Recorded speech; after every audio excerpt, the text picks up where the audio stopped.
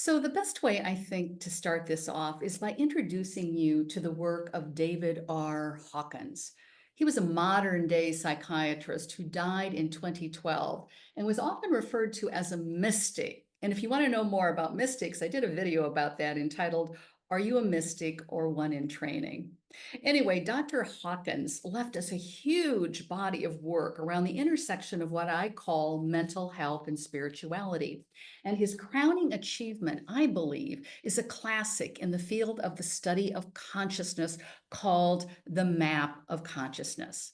And through a range of research, he gauged the vibration of various emotions. So the map or chart looks like this, going from the lowest of low emotions, that of shame, which is self-doubt, a sense of deep unworthiness, moving up through depression and apathy, sadness, fear, and anger, and then getting into the higher vibrational range. We're talking about love and joy and peace, where life becomes progressively more and more effortless, right into pure consciousness, which Dr. Hawkins called enlightenment.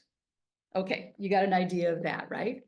So Dr. Hawkins had a lot to say about psychedelics and why people feel so good in using them. And he reported that the reason for that is that psychedelic drugs sedate, his word, sedate, these lower levels of consciousness. And when you let go of the lower levels of consciousness, emotions like shame and depression, sadness, fear, anger, when you let go of them, you move into those higher vibrations of love and joy and peace. And Dr. Hawkins describes it as if the psychedelics blot out those lower vibrational energies, and now you can experience the reality of who you really are. So you take a psychedelic and experience those higher vibrations during your journey, right? But the issue is, how can you do it without the hallucinogen and let go of those lower levels of consciousness on your own? And during a psychedelic journey, you may very well believe that you have reached new heights. But once you're no longer under the influence, the effect can be very uneven. And what you're experiencing or what you've experienced or learned during your psychedelic journey can slowly slip away. And you're back to where you started. And that is enmeshed in those lower vibrational emotions. Follow me? So, Dr. Hawkins believed that you can get a taste of what these higher vibrational states are, like during psychedelic trips, but you need to do something more to crystallize it in your life. And it was his suggestion that that's not going to happen during a psychedelic journey. In his words, you can't transcend the world until you master it.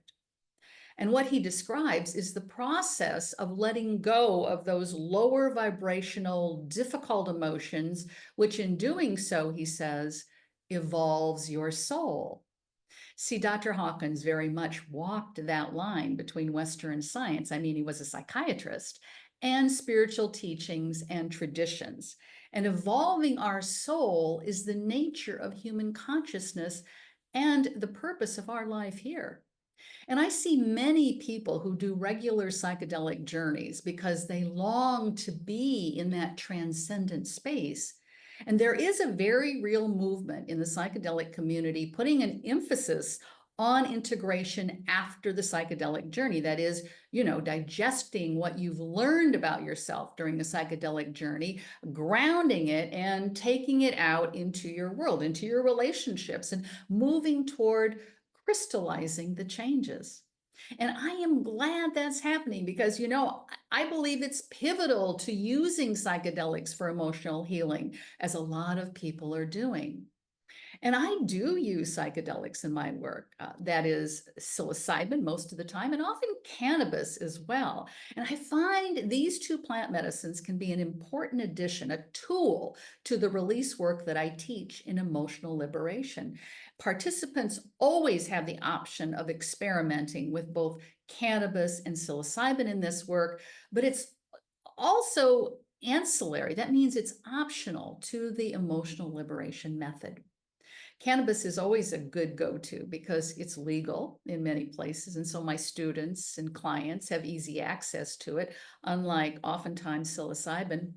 And cannabis is clean. I mean, when you can get it legally, it's been tested for contaminants and additives.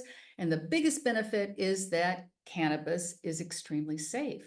If you take too much, you just sleep it off. So it's easy to experiment with. Next time, do it differently. Perhaps less THC and more CBD, or for heightened results, more THC. This inner exploration, I believe, is a pioneering path toward awakening in this century, or called enlightenment, as Dr. Hawkins said.